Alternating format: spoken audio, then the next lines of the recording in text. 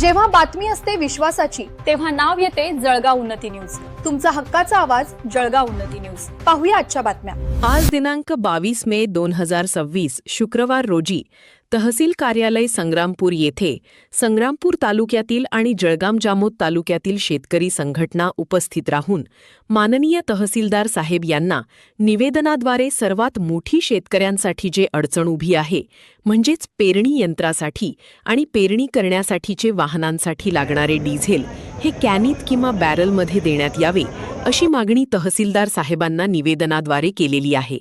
जर आमच्या या समस्येवर लक्ष न देता आम्हाला इंधनसाठा पुरवला गेला नाही तर येत्या सोमवारी आम्ही शेतकरी संघटनातर्फे संग्रामपूर तहसीलमध्ये धरणा आंदोलनाला सुरुवात करू.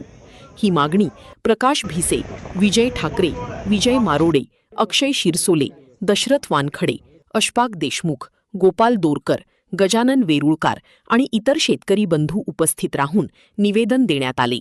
बावनबीर प्रतिनिधी शेख जाकीर कुरेशी.